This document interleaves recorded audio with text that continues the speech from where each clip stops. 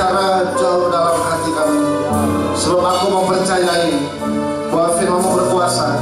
Aku mempercayai bahwa firman-Mu dapat merubah seluruh kehidupan kami. Dan firman ini adalah Tuhan sendiri. Karena itu Tuhan, pada malam hari ini sekali lagi beri buat kami apa yang dunia gak mungkin bisa beri dalam kehidupan kami. Kami berdoa apa yang kami terima bukan cuma sekedar sebuah informasi, tetapi pewahyuan dalam hidup kami. Karena informasi hanya buat otak kami penuh, tetapi pewahyuan akan berubah seluruh hidup kami. Sebab kami akan mengetahui kebenaran, dan kebenaran itu yang akan memerdekakan setiap kehidupan kami.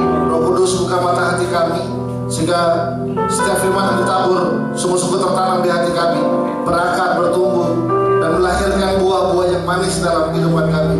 Setiap orang yang bersentuhan dengan kami akan melihat perbuatan Tuhan yang dahsyat, dan mereka akan memuliakan Tuhan dalam hidup mereka. Kami menyerahkan seluruh waktu ini di dalam tangan Tuhan. Kami bersyukur dalam nama Tuhan Yesus. Kami berdoa dan telah mengucap syukur. Haleluya. Semua bilang amin. Sebelum duduk di sana kanan kirinya, bilang Tuhan Yesus sangat memberkati.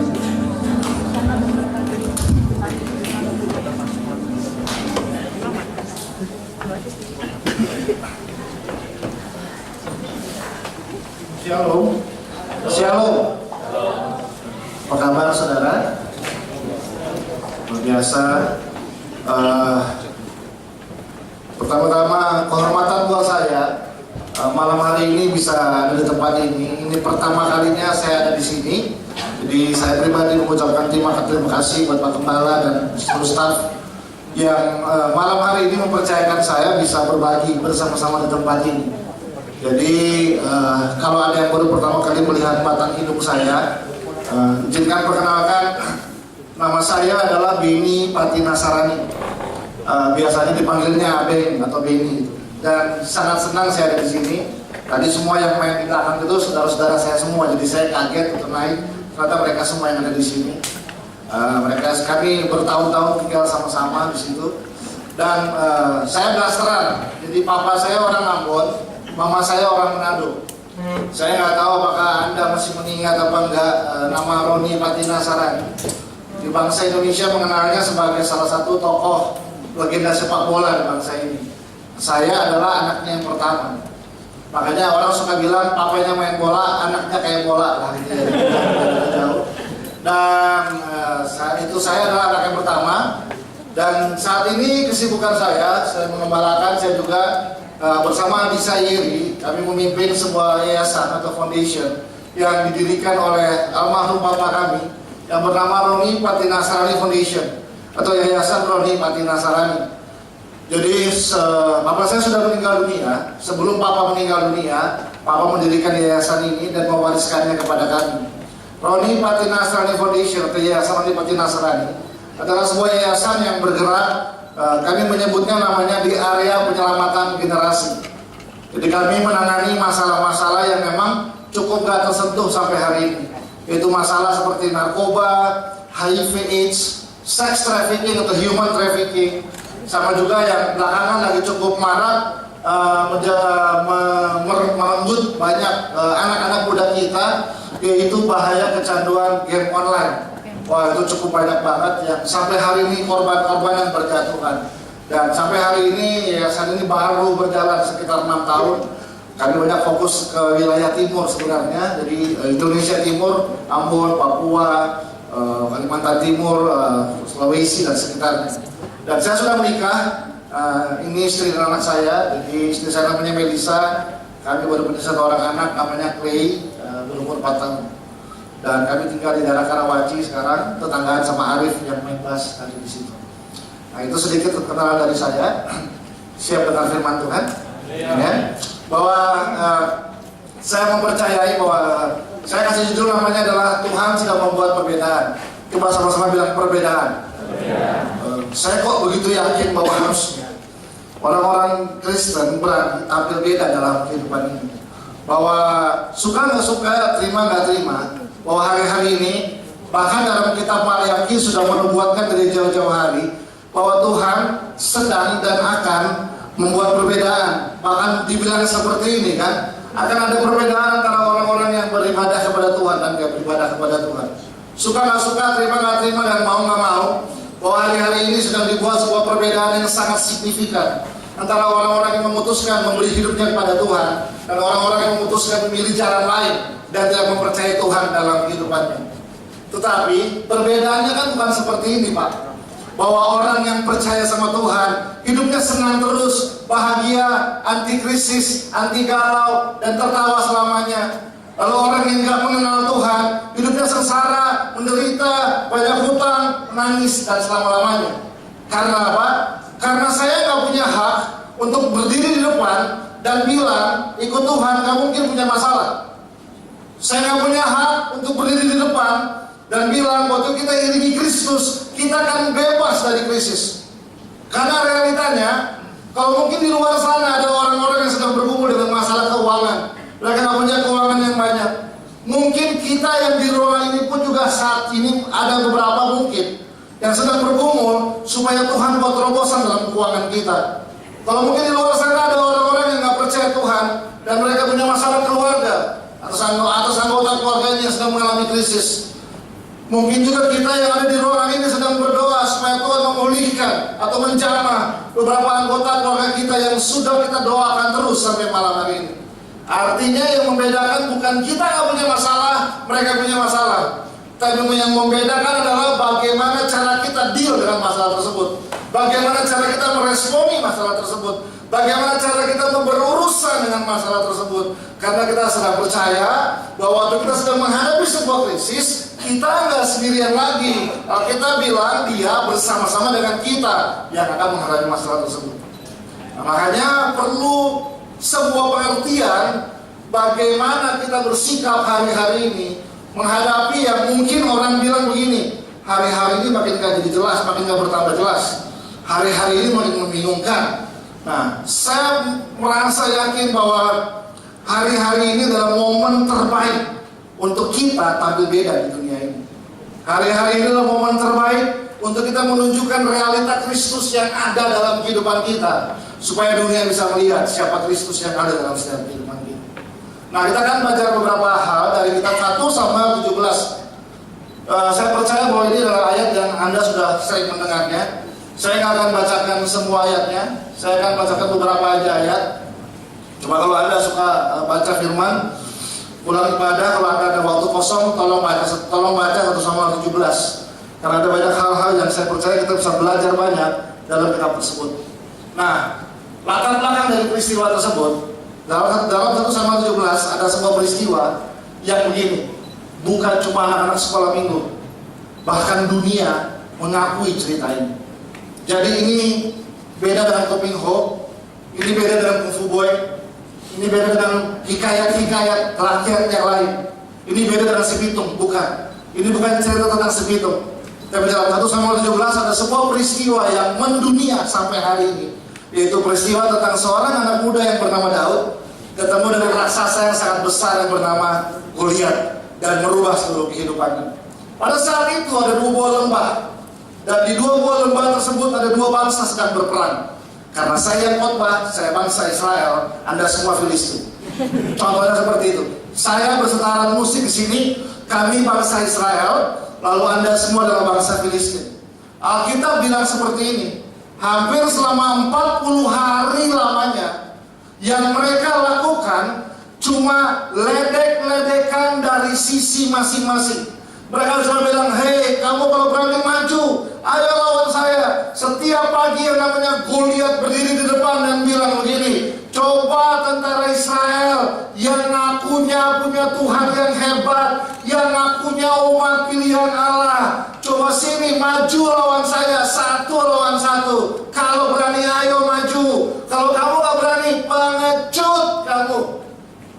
Jadi selama 40 hari model perangnya adalah model perang yang kayak di sinetron, ledek-ledekan, ayo maju, ayo maju. Kenapa? Karena satu pun gak ada yang berani maju. Kenapa? Kalau saya boleh bilang begini, di tengah-tengahnya ada sebuah garis yang saya sebut namanya garis aman. Selama kita di belakang garis, aman aja, nyaman aja. Tapi masalahnya begini, intimidasi setiap hari datang dan berusaha menghancurkan seluruh pelan-pelan kehidupan kita. Tapi kalau kita melewatin garis comfort zone itu, kita melewatin garis aman itu, resikonya satu, mati. Karena begitu kita lewatin garis tersebut, di depan kita telah saya berdiri seorang raksasa yang sangat besar. Ya, kalau kita bilang dari kecil sudah jago berperang dan siap menghabisi seluruh kehidupan kita. Selama 40 hari, satu pun tidak ada yang berani maju ke depan. Nah, kita baca dulu pertama ayatnya ke 23 berkata seperti ini. Boleh baca bersama-sama? 1, 2, 3. Sedang ia berbicara dengan mereka, apabila baju pendekar itu, orang Gad dari barisan orang Filistin terus dia mengucapkan kata-kata yang tadi juga, dan Daud mendengarnya. Ketika semua orang Israel melihat orang itu, larilah mereka daripadanya dengan sangat. Coba bilang semua orang Israel.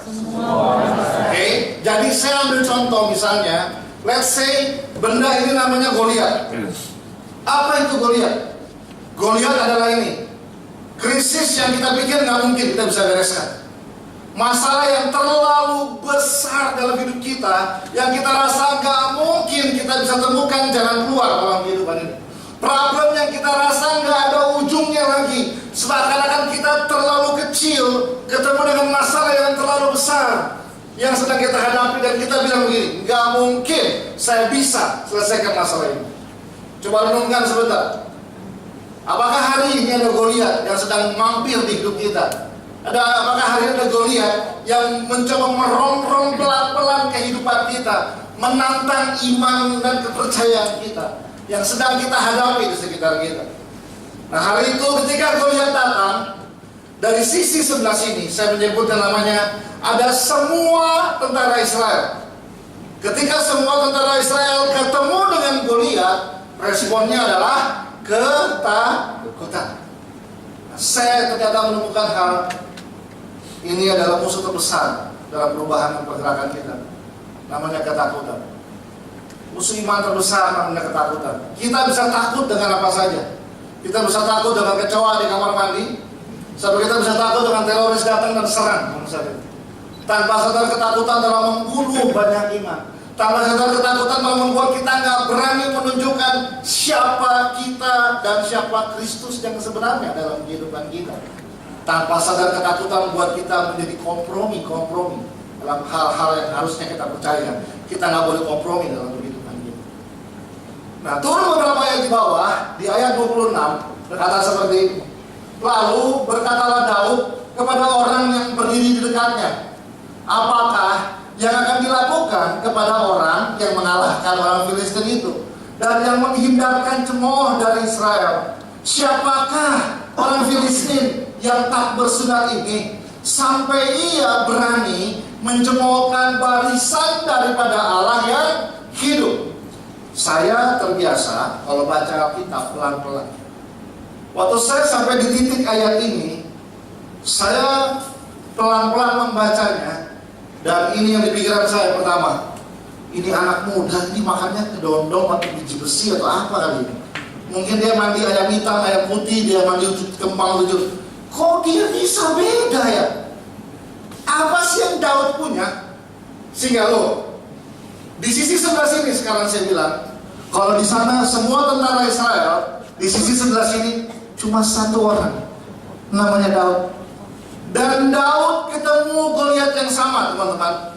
Ini bukan begini loh, tentara Israel ketemu raksasa yang menyeramkan, yang besar. Lalu Daud ketemu dengan boneka yang lucu imut-imut. Enggak, Daud ketemu Goliat yang sama. Daud mendengar suara yang sama. Daud menghadapi krisis yang sama. Tapi Daud punya respon yang beda. Di saat yang lain semua dia takutan ketemu Goliat.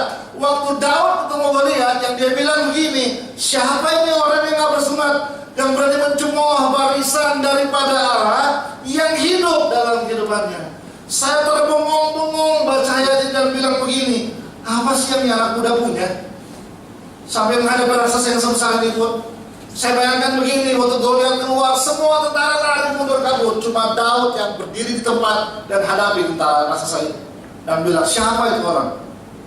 Nah, saya menemukan ada beberapa karakteristik sikap yang Daud bangun dalam hidupnya yang membuat dia ternyata berani. Ini yang saya sebut tampil beda menghadapi krisis, tampil beda di tengah-tengah masyarakat. Jadi malam ini saya sudah siapkan poin-poin. Saya nggak banyak malam hari ini, 135 poin. Kita belajar semua kira-kira jam 2.30 pagi kita selesai. Yang mau bilang amin sama-sama. Amin. Saya mau makan habis ini, saya lapar banget, percaya.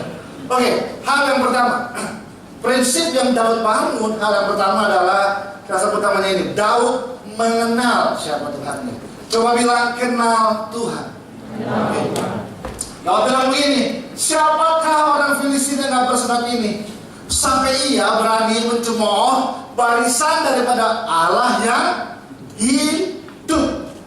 Artinya Daud tadi bilang begini, itu masalah boleh besar, itu krisis boleh besar, itu tantangan boleh sukar dikalahkan sepertinya, tapi kata Daud, saya punya Allah yang hidup dalam hidup saya. Daud kenal siapa Tuhannya, bahwa dia bukan punya Tuhan yang mati, bahwa dia bukan punya Tuhan yang cuma patung doang, bahwa dia bukan punya Tuhan yang cuma diam dan gak buat apa-apa waktu sesuatu terjadi sama anak-anaknya. Daud kenal dengan persis bahwa dia punya Allah yang hidup. Hal yang pertama adalah gini, berani gak sih kita lempar iman kita dan mengenal Tuhan sedalam bagaimana Daud bisa mempercayakan seluruh nyawanya menghadapi krisis tersebut, dan dia nggak takut menghadapinya karena ini yang dia percaya, dia punya Tuhan yang hidup dalam kehidupan. Bicara bahwa saya punya Tuhan yang hidup mudah, tapi menghadapi tantangan tetap mempercayai hal tersebut, itu hal yang berbeda. Nah, makanya beranikah kita perkaya iman kita, perkaya kualitas kehidupan kita, sehingga dalam segala musim, dalam segala area, dalam segala kondisi dalam kehidupan kita, kita tetap mempercayai bahwa kita punya Tuhan yang hidup dalam kehidupan kita. Nggak ada cara yang lain selain kita baru berani memutuskan mengenal Tuhan dalam kehidupan ini. Buat saya dasar dari seluruhnya yang sedang saya bangun dalam kehidupan saya adalah pengenalan saya akan siapa Tuhan saya, pengenalan saya tentang siapa pribadinya dalam kehidupan kita. Jadi hal yang harus terbangun pertama adalah prinsip bagaimana kita mengizinkan hidup kita, seluruh keberadaan kita berikan untuk mengenal siapa Tuhan dalam kehidupan ini. Cuma saya adalah orang yang terbiasa bicara apa adanya. Saya menemukan bahwa begini loh teman-teman Bapak Ibu, mengenal siapa Tuhan, saya minta maaf, mengenal siapa Tuhan nggak bisa diukur dari sudah berapa lama kita bisa berdiri di belakang sini. Maafkan saya. Mengenal siapa Tuhan nggak bisa cuma ditentukan dari sudah berapa lama jam terbang pelayanan kita di depan sini. Mengenal siapa Tuhan nggak bisa dinilai dari sudah berapa banyak prestasi rohani yang kita berhasil buat dalam kehidupan kita. Saya menemukan beberapa realita yang membuat saya berpikir ulang, apakah benar ukuran keberhasilan saya mengenal Tuhan cuma dinilai dari keberhasilan saya melayani. Sekitar 2 tahun yang lalu saya ada di penjara lapas Cipinang, tapi saya nggak masuk penjara. Saya mengunjungi salah satu sahabat saya yang sedang tertangkap dan dia sedang ada di sini. Ngomong apa lo ya, adik kamar lo yang main. Saya lagi bantuin dia, ngobrol-ngobrol dengan dia. Tiba-tiba ada seorang bapak, kira-kira umurnya 40 tahun, pakai baju yang sama dengan dia, yaitu baju warga binaan. Bapak itu di-stopkan dan dia kenalkan sama saya. Siapa? Nama saya Denny. Saya ngobrol sebentar sama dia, terus bapak itu pergi lagi. Setelah bapak itu pergi lagi, teman saya bilang begini, lu tahu gak itu orang siapa? Siapa? Itu gembala sidang. Hah? Jemaatnya ratusan. Loh, kok di sini kenapa? Narkoba. Dan ada 3 lagi pendeta di lapas tersebut yang sedang menekam karena narkoba. Di Jakarta cukup heboh 3 tahun lalu, kalau ada mungkin baru mendengar, ditangkap seorang bandar besar yang pekerjaan adalah ketua pendoa syafaat dan ketua penjaga menara doa di sebuah gereja. Polisi yang tangkap orang ini bukan orang Kristen dan ngobrol sama saya. Polisinya bilang seperti ini, Pak, 3 bulan kami intai orang ini, Pak. Setiap hari kami intai. Kalau kami intai lebih lama lagi, Pak, pasti kami bertobat semua. Polisi. Kenapa? Ini orang di mana setiap hari? Gereja. Loh, penjaga menara doa, kantornya di mana? Sekretariat gereja. Suatu hari kami diundang di belakang Bandara Soekarno-Hatta dalam acara pemusnahan barang bukti narkoba oleh Polda Jakarta. Nah, total narkoba yang mau dimusnahkan hari itu sekitar 15 miliar. Itu bukan uang, itu narkoba semua. Sebelum dimusnahkan, di bawahnya ada 26 bandar yang tertangkap yang punya barang-barang tersebut. Duduk di depan seperti ini. Saya cuma iseng tanya sama polisi yang jaga, Pak, mau tanya dong, dari 26 orang ini ada orang Kristen nggak? Oh, Bapak mau tahu? Iya Pak, pengen tahu saya. Terus dia bilang, oh, dari 26 orang ini Pak, ada 3 orang Pak yang bukan Kristen. Yang lainnya Kristen semua. Kalau Anda perhatikan hari-hari ini, beberapa posisi-posisi penting di kepolisian, Kanit Narkoba, Kanit Reskrim, Kasat Narkoba, Kasat Intel, sekarang hampir semua orang Kristen. Lalu kita bangga, kita bilang akhirnya ada orang-orang kita semua di situ. Enggak, karena ini masalahnya, hampir semua penjahatnya orang Kristen sekarang. Mereka mau menghindari isu-isu agama. Loh, isi penjara cuma berapa? Cuma ini sukunya. Sorry ya, Ambon, Manado, Batak, Chinese. Itu aja isinya penjara. Itu aja. Itu aja. Nah, saya bukan lagi mau menjelek-jelekan apa yang saya percayai. Tapi ini sebuah realita. Realita tersebut membuat mata saya terbuka. Bahwa ukuran keberhasilan saya mengenal Tuhan, saya nggak bisa cuma ukur dari sudah berapa lama saya bisa berdiri di depan sini. Saya nggak bisa tentukan keberhasilan saya mengenal Tuhan, nggak bisa diukur dari keberhasilan pelayanan saya. Karena ini yang saya tahu, memulai mengenal Tuhan harus dimulai dari waktu kita mengizinkan seluruh keberadaan firman Tuhan merubah hidup kita dari dalam keluar. Waktu kita mungkin gak pernah ada punya muka ada di flyer, kita mungkin gak pernah ada di poster yang besar, tapi waktu orang di sebelah kita yang bilang begini, suamiku, kamu beda sekarang ya. Istriku, kamu lain banget sekarang. Waktu orang gitu loh, menikmati perubahan yang terjadi karena firman dan seluruh kehidupan kita. Mari izinkan pengenalan kita masuk dalam lebih dari sekedar apa yang terlihat di luar. Tapi mari Daud mengenal siapa Tuhan. Itu yang membuat dia dalam segala sisi, dalam segala kondisi, dia akan menyerah dan tetap mempercayai bahwa dia punya Allah yang hidup dalam hidup. Amin. Itu prinsip yang pertama. Berarti masih 134 tadi. Prinsip yang kedua, kita turun sebentar ke bawah, baca ke ayat 31. Saya akan bacakan. Terdengarlah kepada orang perkataan yang diucapkan oleh Daud, lalu diberitahukannya lah kepada Saul, dan Saul menyuruh memanggil dia. Berkatalah Daud kepada Saul, janganlah seseorang menjadi tawar hati karena dia. Hambamu ini akan pergi melawan orang Filistin itu. Tetapi Saul berkata kepada Daud, tidak mungkin kamu dapat menghadapi orang Filistin itu untuk melawan dia, sebab engkau masih muda, sedang dia sejak dari masa mudanya telah menjadi prajurit. Tetapi Daud berkata kepada Saul, hambamu ini biasa mengembalakan kambing domba ayahnya. Apabila datang singa atau beruang yang menerkam seekor domba dari kawanannya, maka aku mengejarnya, menghajarnya, dan melepaskan domba itu dari mulutnya. Dan kemudian apabila ia berdiri menyerang aku, maka aku menangkap janggutnya, lalu menghajarnya dan membunuhnya. Baik singa maupun beruang telah dihajar oleh hambamu ini. Dan orang Filistin yang tidak bersenat itu, ia akan sama seperti salah satu daripada binatang itu. karena ia telah mencemooh barisan daripada Allah yang hidup. Prinsip yang kedua, tadi kan dia jelaskan bahwa satupun tentara Israel selama 40 hari enggak ada yang berani maju. Bagaimana dengan Raja Saul? Saul pun enggak berani maju. Mungkin dia paling jauh di kemahnya duduk dia. Nah, padahal akhirnya kalau Anda nanti baca beberapa ayat di atasnya, sampai akhirnya Raja Saul mengeluarkan beberapa perintah, yaitu memberikan hadiah-hadiah menarik dan hadiah-hadiah yang menawan bagi siapa yang bisa mengalahkan kalian. Akhirnya dikeluarkan peraturan bahwa begini, siapa yang bisa mengalahkan Goliat, yang pertama dia bilang, kalau dia punya hutang, seluruh hutangnya akan dihapuskan. Wow. Kalau Anda belajar sejarah, bahwa hari itu di Israel sedang mengalami sebuah krisis, namanya krisis ekonomi.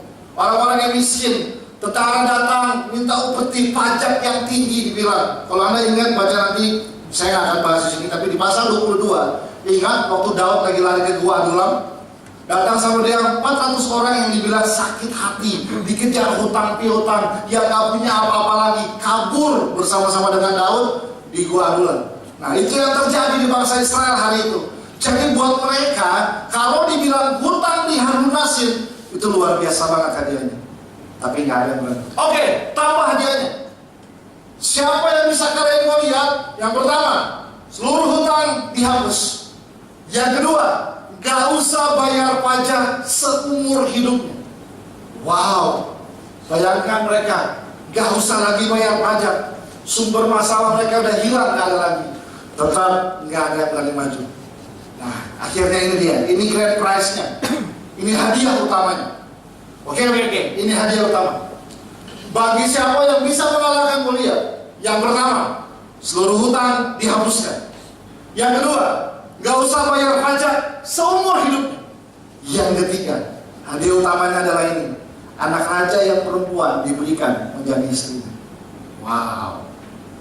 Statusnya akan langsung berubah dari rakyat biasa menjadi menantu raja, pewaris tahta. Tidak ada hadiah yang lebih besar lagi dari hadiah ini pada saat itu di bangsa Israel. Ini bahasa saya ya. Hari pertama Saul panggil, pengawal, ada yang daftar enggak? Enggak ada Tuhan. Hari kelima, pengawal, ada yang daftar enggak? Enggak ada Tuhan. Hari ke-28, pengawal, masa enggak ada yang daftar? Enggak ada. Hari ke-35, pengawal, ada yang daftar? Enggak ada Tuhan. Hari ke-38, pengawal, masa enggak ada yang daftar? Enggak ada Tuhan. 39, pengawal, udah pasrah, enggak ada ya? Enggak ada. Hari ke-40, pengawal, ada yang daftar? Tiba-tiba pengawal bilang, ada Tuhan, satu orang. Wah, heboh semua. Siapa itu? Nggak tahu. Anak muda dari sahabat Allah, baru putus pacar, nekat, bunuh diri. Kali itu panggil kemarin, datang Daud, dibilang merah, imut-imut, lucu-lucu. Lihat, Saul lihat begini, Saul lihat, loh, kamu siapa? Saya anaknya Pak Isai. Emang kamu bisa lawan dia?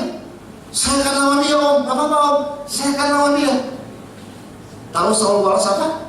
Saul bilang ini, nggak mungkin kamu bisa lawan dia. Bisa apa kamu? Lihat ya, warungan sebentar. Kadang-kadang pernah nggak mungkin? Dalam hidup kita ada suara-suara yang masuk dan bilang ini, kamu mau diberkati, jangan mimpi deh, kamu mau berhasil. Coba lihat keluargamu, berantakan kan? Coba lihat masa lalu. Mana mungkin orang seperti kamu bisa dipakai Tuhan? Kamu mau jadi pengusaha sukses, coba lihat berapa uang dari rekeningmu hari ini. Pernah pikirkan kadang-kadang ada suara-suara yang bilang gini, masa lalumu hancur, keluargamu miskin, orang tuamu berantakan, model seperti kamu mana mungkin bisa berhasil. Lihat baik-baik. Kadang-kadang ada suara-suara yang berusaha masuk dalam hidup kita, yang berusaha kontrol kita. Kita akan dikasih remote untuk dikontrol seluruh kehidupan kita. Tapi yang saya suka adalah firman Tuhan berkata, hidup Anda dan saya gak ditentukan oleh perkataan manusia.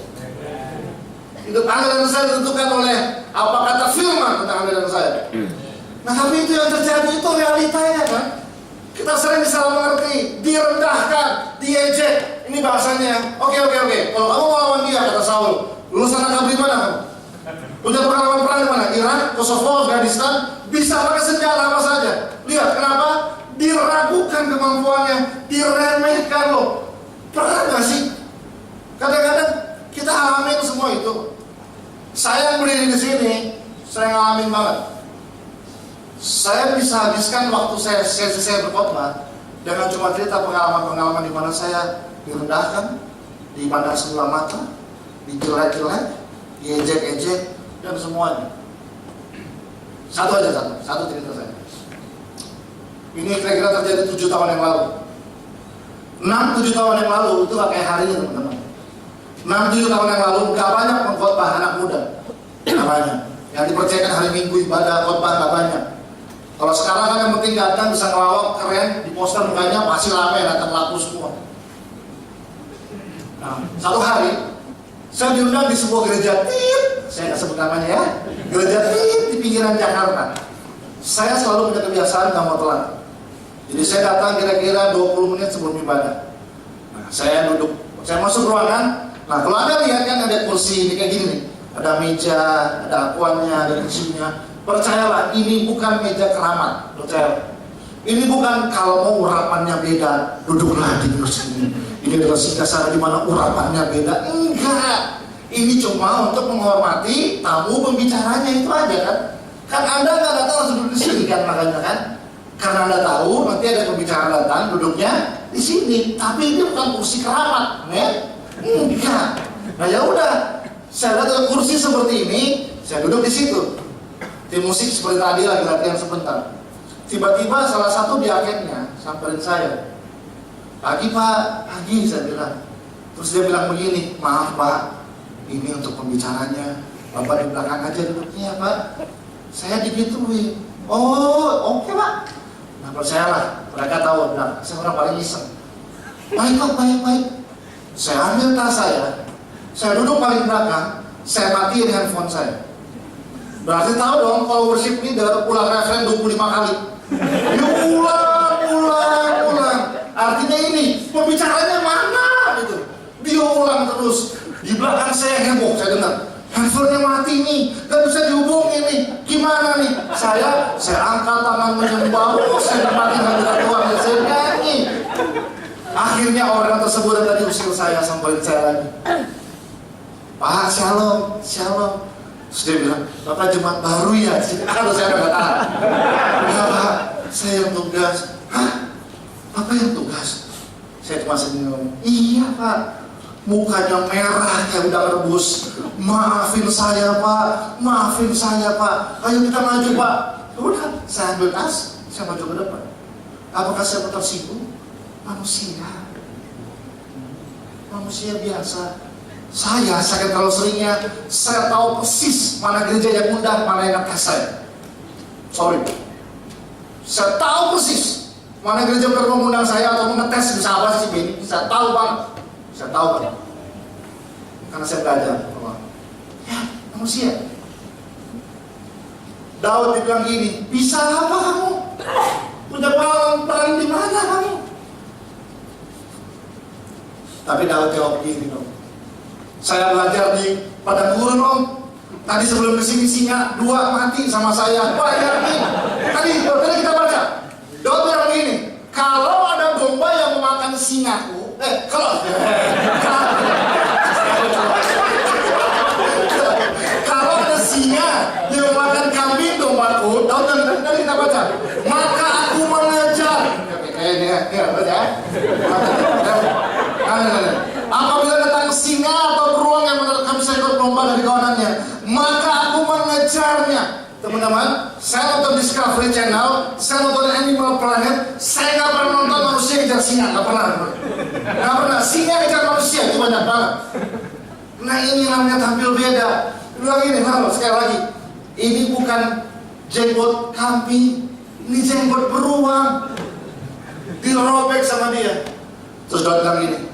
Demikian seperti binatang itu, hal yang sama akan terjadi pada rasa saya karena dipercayai kedua.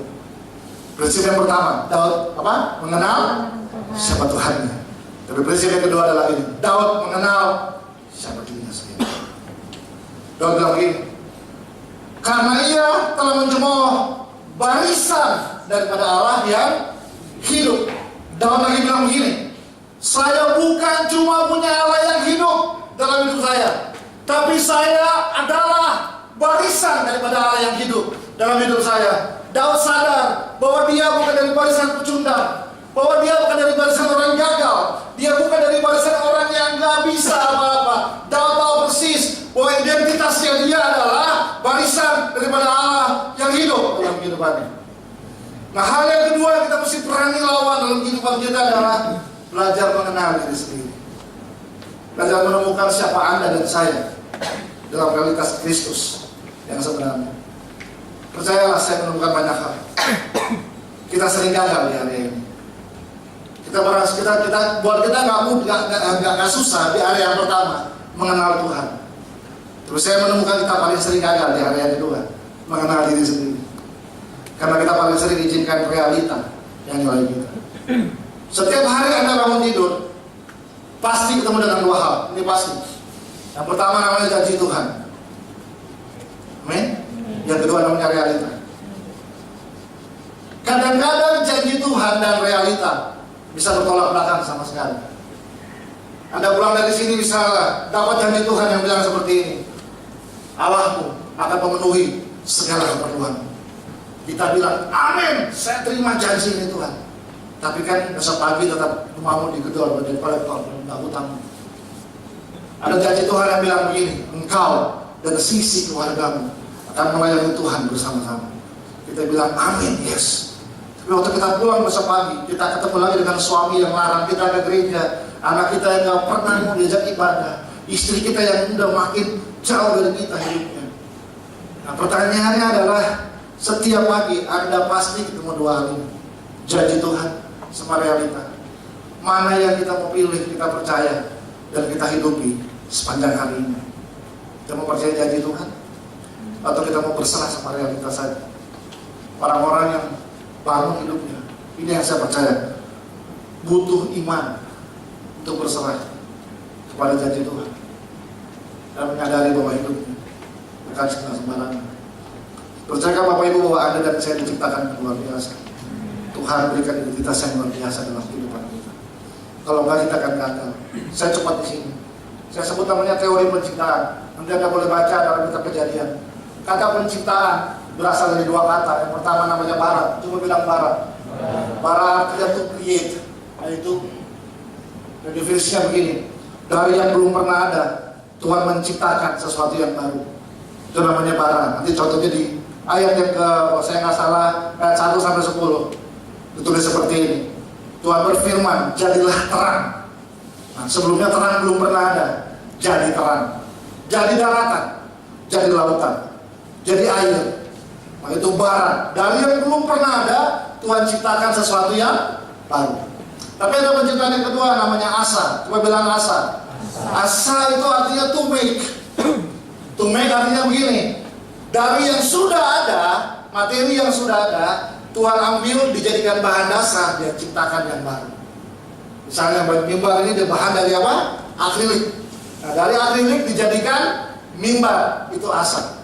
Contohnya nanti baca lagi di ayat 11 sampai 25. Tuhan berfirman begini, dari air keluar ikan berkeliapan. Waktu Tuhan menciptakan ikan, dia bilang sama air keluar ikan keluar. Terus Tuhan bilang sama tanah, dari tanah tumbuh-tumbuhan keluar. Durian montong keluar, rambutan keluar. Waktu Tuhan menciptakan ikan, dia bilang sama air. Waktu Tuhan menciptakan pohon, dia bilang sama tanah. Pertanyaan saya, bagaimana dengan manusia? Waktu Tuhan ciptakan manusia, dia nggak bilang sama air. Kalau nggak boleh angkat tangan, ada kayak yang bernafas dengan insan di sini? Pengen tahu aja. Nggak ada.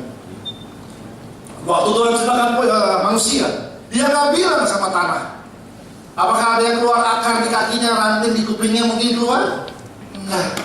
Karena Alkitab berkata di ayat yang 26, waktu Tuhan ciptakan manusia, Dia nggak bilang sama air, dan dia nggak bilang sama tanah. Tapi waktu Tuhan ciptakan manusia, dia bilang sama dirinya sendiri. Wow. Ayat 26, Tuhan bilang apa? Tuhan berfirman, baiklah kita menjadikan manusia. Percayakah Anda bahwa Alkitab nggak bilang begini ya? Allah berfirman, baiklah saya menciptakan manusia. Alkitab berkata, Allah berfirman, baiklah kita menjadikan manusia. Artinya kita itu bahasa percakapan, setuju? Ya? Adakah di sini yang pulang ibadah malam-malam sendirian lewat gang terus bilang gini sendirian, aduh kita ketakutan? Enggak ada, cuma orang Manado yang bilang begitu. Ya, karena orang Manado bilang saya itu kita, atau orang Manado. Tapi kan enggak. Artinya kalau ada kata kita, berarti Tuhan lagi berbicara dong kepada sesuatu yang dia lagi bicarakan. Nah hari itu belum ada siapa-siapa di sana. Tuhan nggak bilang tuyul, sini tuyul, yuk kita buat manusia yuk. Nggak ada. Tuhan nggak bilang genderuwo, sini, yuk kita buat manusia. Enggak. Hari itu cuma ada 3 pribadi. Allah Bapa, Yesus, dan Roh Kudus. Amin. Haleluya. Tuhan lagi bilang sama dirinya sendiri, yuk kita buat manusia. Dari situlah Anda dan saya merasa kita berasal dari Allah. Nah, cuma dosa masuk bikin hancur semua gambar ini. Saya punya bukti, karena pernah ada manusia yang hidup sebelum dosa, namanya Adam. Ya, ingat ceritanya. Dosa pertama kali muncul dalam Alkitab, dalam kitab Kejadian pasal 3. Adam muncul dalam kitab Kejadian pasal 2 dan ke-1. Adam pernah hidup di mana dosa belum pernah ada. Saya nggak pernah baca dari kitab saya nggak tahu di Alkitab Anda. Saya nggak pernah baca dibilang begini, pada pagi hari Tuhan datang ke Taman Eden, memanggil Adam, kemari Adam. Datanglah Adam, ya Bapak, saya menghadap. Terus Tuhan kasih kertas panjang, ini ada daftar nama-nama tumbuhan, tolong dihafalin minggu depan kita ujian ya. Tuhan gak pernah kasih daftar nama hewan sama Adam, nggak pernah. Tuhan gak pernah bilang begini, Adam jangan lupa itu namanya jerapah. Enggak. Tuhan gak pernah bilang begini, Adam jangan kebalik ya, yang putih itu melati, yang merah itu mawar. Nggak pernah. Tapi Tuhan bilang begini, Adam, kalau kamu bilang, bukan Tuhan yang bilang, Adam yang bilang, Adam, kalau kamu bilang itu namanya bunga matahari, Adam, mau yang lain nggak setuju kayak itu harus jadi bunga matahari. Wow. Kalau kamu bilang itu namanya singa, Adam, itu akan jadi singa. Kalau kamu lagi ngomong dia kepleset, misalnya Adam ngomong gini kepleset, gua gajah, jadi gajah beneran. Lihat, bayangin gini, perkataan Adam menciptakan sesuatu, ada kuasa, ada potensi yang keluar dari seluruh kehidupannya. Lihat kreativitas yang dia punya. Dia kasih nama semua tumbuhan, satu pun gak ada yang sama namanya. Dia kasih nama semua hewan, gak pakai contekan Bapak Ibu, enggak. Dia kasih nama semua persis seperti yang bentuknya, dan satu pun gak ada yang sama namanya. Nah, saya punya kabar baik, ada bukan Tuhan, ada manusia, persis yang ada dari saya. Bedanya cuma satu, dia tanpa dosa. Itulah manusia yang sebenarnya, kalau dosa nggak ada. Dan kita bilang, Tuhan kirim Adam yang kedua, namanya Yesus, turun ke dunia, serahkan nyawanya, mati untuk sekali satu, tebus dosa. Untuk apa dia tebus dosa kita? Supaya kembalikan Anda dan saya pada identitas kita yang semula. Kita adalah barisan daripada Allah yang kita. Kita adalah barisan daripada orang-orang yang siap buat perubahan di bangsa ini. Butuh waktu hampir beberapa tahun buat saya bisa menerimanya dalam kehidupan saya. Dia tahu siapkan. Saya kan tahu sekali dia selalu. Saya ini mantan pecandu narkoba. Saya hampir 8 tahun bergumul dengan narkoba. Mulai saya melihat pakai narkoba di kelas 6 SD. Saya punya teman pemakai ada di sini sama saya, itu di belakang. Yang tadi main drum. kita hancur bareng-bareng, dia bertobat duluan. Saya kaget dia bisa bertobat. Ya saya sudah bertobat akhirnya. Itu saya sama dia namanya Marlo, kami hancur sama-sama. Saya mulai coba-coba sampai SMA, awalnya pakai seminggu sekali, sampai terakhir saya harus pakai narkoba setiap 2 jam sekali. Saya kehilangan semuanya. Saya sempat bertahan dari masa kuliah, tapi di kuliah saya hancur. Saya dikeluarkan dari kampus saya karena ketahuan.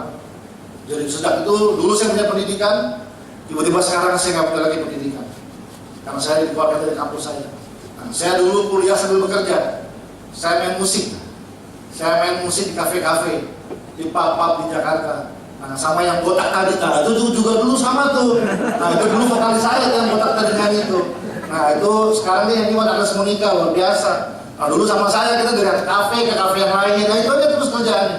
Nah makanya saya punya penghasilan. Cuma lama-lama saya pun dikeluarkan dari pekerjaan saya karena narkoba. Karena biar saya nggak mau punya personil yang pakai narkoba juga. Lama-lama uang saya habis. Mulai ada lagi uang, nah mulailah berpindah jadi pencuri. Awalnya saya curi uang di rumah dulu. Jadi papa saya nggak mungkin simpan uang di tempat lain kecuali di satu tempat, kantong Clara sendiri, itu aja. Mau berangkas ke, lemari ke, apapun ke, nggak mungkin berhasil. Karena saya sama adik saya bawa uang. Nah, lama-lama uang ketahuan terus, saya mulai curi barang-barang ini. Pas bunga dijual kayaknya mahal juga. Ini speaker lumayan dijual. Enggak, saya sudah bertobat, percayalah. Nah, tapi saya jual-jualin barang-barang di rumah saya semua. Dan akhirnya satu hari saya masih ingat, saya lagi sendirian di rumah, keluarga saya lagi liburan di luar kota. Saya buka pintu garasi rumah saya ambil kertas besar, saya tulis banting harga, silahkan masuk. Saya tempel di garasi rumah saya. Jadi saya buat garage sale. Semua orang yang lewat saya panggil, mari Pak Bu dipilih dulu, barang-barang murah. Hari Senin harga naik, saya bilang mari dipilih semuanya. Nah, semua orang masuk, mulai jala habis barang-barang di rumah saya. Perabotan di rumah. Papa saya punya cincin kawin, perhiasan orang tua saya. Papa saya punya medali-medali emas, SEA Games, PON. Perabotan barang-barang berharga habis. Perabotan semuanya. Ada satu orang magic jar sama nasinya baru jadi, sama nasinya saya bawa semuanya. Habis semua nasinya saya jual. Habis semua. Dan itu nggak cuma sehari 2 hari, itu bertahun-tahun seperti itu. Lalu ada lagi yang narkoba ambil dari hidup saya. Ini yang buat saya hancur. Pertama, kehilangan pendidikan, dalam pasrah. Kedua, kehilangan pekerjaan, dalam gimana lagi. Tapi ketiga, narkoba menghancurkan keluarga saya. Di rumah kami cuma ada air mata setiap hari. Mama saya nangis berjam-jam. Saya punya adik perempuan masih kecil hari itu, punya tempat persembunyian namanya kamar mandi. Dia ngumpet di kamar mandi, tutup kuping, menangis, pada gak berani keluar. Saya punya adik laki-laki namanya Yeri, hancurnya sama kayak saya, pakai narkoba, bikin hancur semuanya. Dan saya dengan papa saya itu namanya berantem hampir setiap hari di rumah. Dan namanya kursi patah, lemari pecah, piring hancur, itu udah biasa banget di rumah. Satu malam, buat saya ini malam terendah saya. Saya lagi berantem dengan papa saya. Kami berdua udah pegang pisau, dan kita hampir bunuh-bunuhan malam itu. Mama saya nangis, dan gak keluar semuanya. Cuma akhirnya malam itu saya putuskan gak jadi tusuk papa saya. Saya lempar pisau saya, dan saya pergi dari rumah. Jadi dulu saya punya rumah, sekarang saya gak punya rumah lagi. Saya berbulan-bulan tinggal di jalanan cuma dengan baju ibadah. Saya nggak punya baju yang lain. Saya kalau mau makan ke rumah makan Padang, tapi nggak duduk pesan minta menu, minta pesanan enggak. Saya cuma berdiri di belakang. Selesai orang makan, saya lari ambil makanan sisa di situ. Jadi saya harus belajar makan tulang ayam. Saya harus belajar pada tempat sampah supaya saya bisa makan. Saya nggak bisa tidur. Tempat tidur saya namanya halte bus. Saya kalau tidur ya di halte bus. Di daerah Kelapa Gading, Pulau Mas, situ aja. Orang bisa ketendang, pindah ke halte yang lain. Orang siram, pindah ke tempat yang lain. Terus seperti itu. Saya tahu persis. Kalau saya terus seperti ini cuma 2 pilihannya. Pertama ketangkap masuk penjara, atau kedua meninggal overdosis karena narkoba. Itu aja. Tapi hari itu saya nggak temukan jawaban lain. Sampai satu hari perubahan terjadi. Peristiwa ini terjadi 16 tahun yang lalu. 2 pahlawan besar dalam hidup saya lahir. Saya cerita dulu pahlawan saya yang pertama. Tanpa sadar saya ketemu dengan sepasang suami istri, dan mereka ajak saya konseling. Terus mereka bilang, Ben, ada dokter di atas segala dokter. Lalu saya tanya lagi, oh, kasih tahu saya dokter yang mana lagi? Karena papa saya udah bawa saya hampir ke semua dokter terbaik di Jakarta. Saya nggak sembuh juga. Terus dia bilang, ada tabib di atas segala tabib. Saya tanya lagi, tabib yang mana? Saya udah coba semua pengobatan, nggak ada yang berhasil. Terus dia bilang begini, Ben, ada pribadi yang sangat mengasihi kamu.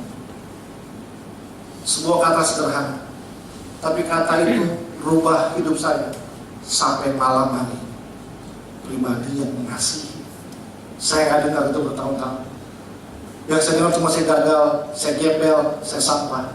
Tiba-tiba yang mata saya keluar, saya pegang tangannya dan saya bilang, oh, kasih tahu saya siapa yang mau mengasihi sampah kayak begini. Saya bilang, orang-orang aja jijik sama saya bilang. Terus dia bilang, namanya Yesus. Dan hanya karena nama itu, dan cuma karena nama itu, kayak ada yang lain.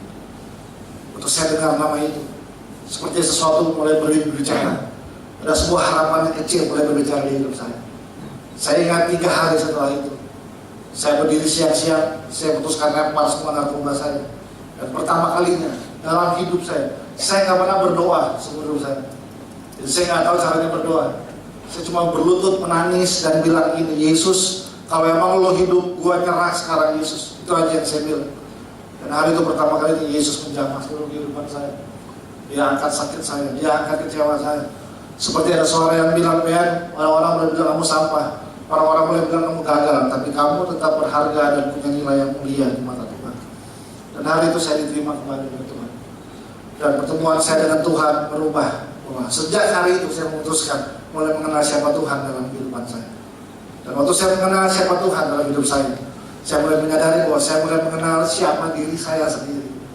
Sejak hari itu hidup saya berubah total. Yang iblis pernah curi, Tuhan kembalikan semuanya. Dan pertama kesehatan saya, hari ini saya sudah sembuh hampir sekitar 16 tahun. Jadi tadi saya bilang, peristiwa itu terjadi 16 tahun yang lalu. Saya sehat lagi, memang terlalu sehat ini, lagi proses pelan-pelan. Saya bisa pulang ke rumah. Hari itu saya nangis di kaki orang tua saya. Dan akhirnya Tuhan memulihkan kembali keluarga kami. Kalau nggak orang tua saya pasti bercerai, habis benar-benar. Lalu saya bisa sekolah lagi. Awalnya saya akhirnya sekolah, nah di sekolah saya ketemu sama yang main bass tadi. Nah jadi kan saya bilang ini sebenarnya lagi nostalgia. Ya waktu saya sekolah saya ketemu sama Arif yang main bass tadi. Satu kelas sama dia, saya tinggal bareng-bareng sama dia. Bangun tidur dan bukannya dia, mau tidur buat bukannya dia, udah bosan banget. Nah saya mulai sekolah lagi. Saya bisa sekolah lagi. Bahkan gak lama akhirnya saya dipindahkan ke Singapura.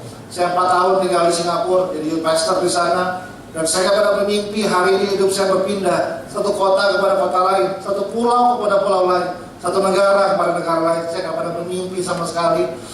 Tahun 2015 saya iseng lihat catatan email tiket pesawat saya terbang sebanyak 112 kali. Jangan tanya saya mana aja, saya lupa semuanya. Setiap minggu saya berkhotbah di kota yang berbeda. Bulan depan saya ke Korea. Saya nggak pernah bermimpi semuanya. Tapi satu hal yang saya tahu, 16 tahun yang lalu saya tidur di halte bus, nggak punya masa depan. Tapi 16 tahun kemudian, bahkan malam hari ini, saya bisa berdiri di tempat yang berbeda. Ini prinsip value yang saya bangun sampai hari ini. Saya mungkin nggak bisa rubah masa lalu saya. Orang-orang bilang saya mantan penjahat, saya terima. Orang-orang bilang saya mantan pecandu, saya nggak mungkin bisa rubah masa lalu saya. Tapi ini yang saya tahu, waktu saya berjalan bersama Yesus, saya bisa rubah masa depan saya. Kita bisa rubah masa depan kita. Waktu kita putuskan dengan siapa itu berjalan hari ini. Itu pahlawan saya pertama.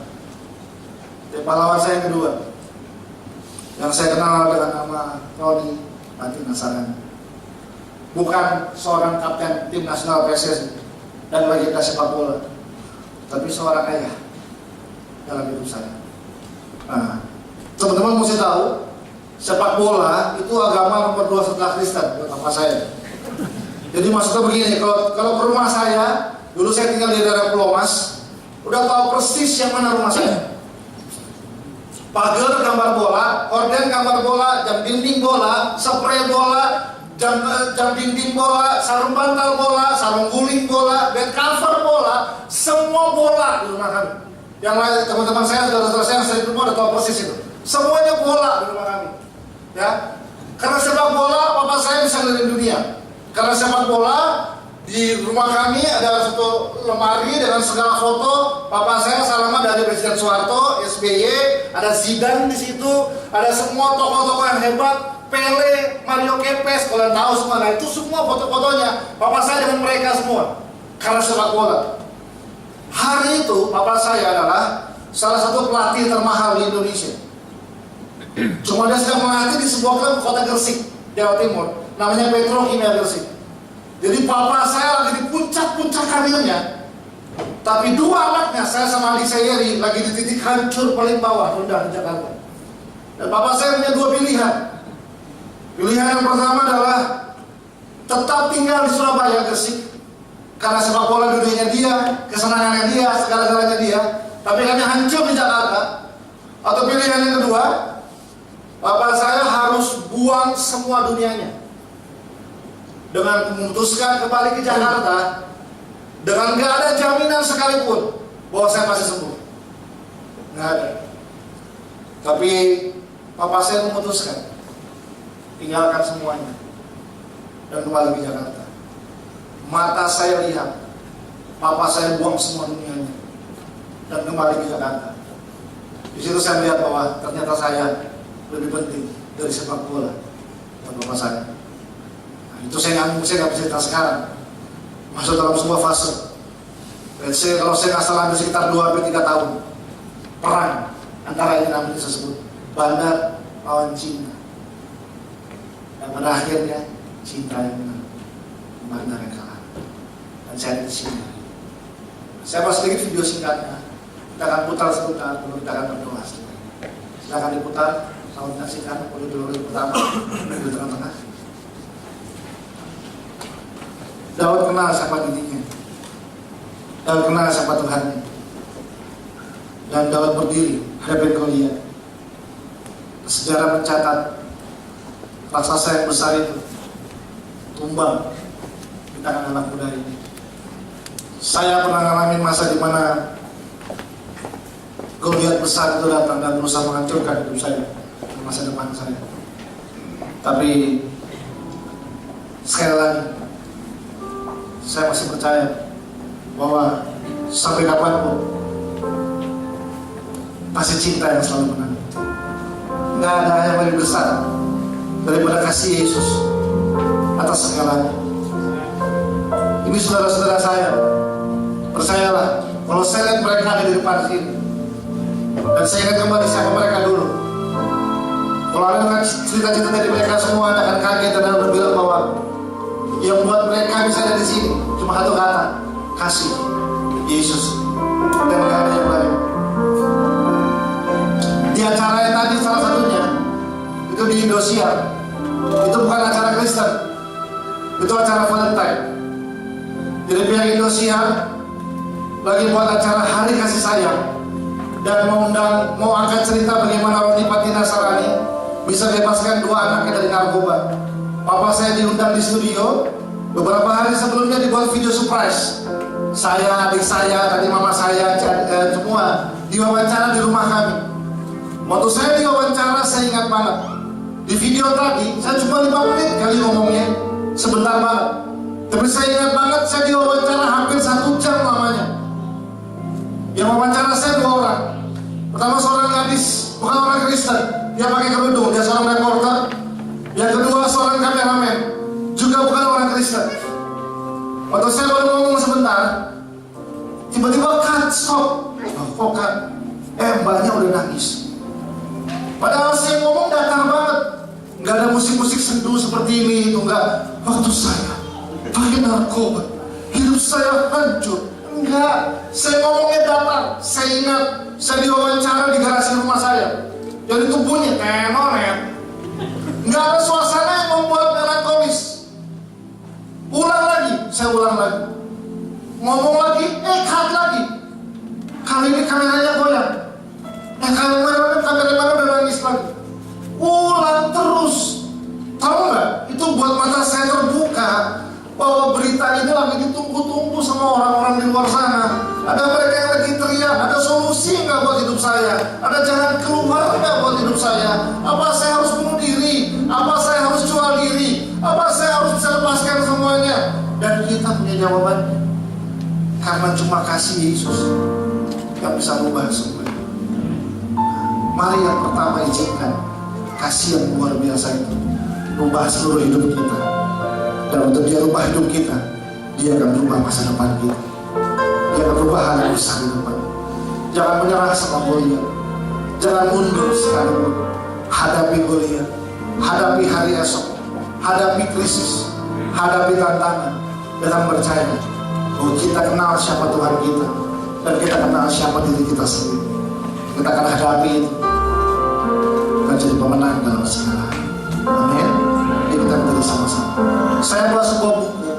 Jadi 2 minggu lalu saya baru membuat buku saya yang pertama, judulnya Dream and Destiny. Nah, seluruh cerita lengkapnya tadi ada di buku ini. Saya ada di bawah bukunya. Kalau teman-teman mau membeli seharga 50.000, seluruh keuntungan dari buku ini kami pakai untuk kegiatan di Roni Patina Sardi Foundation.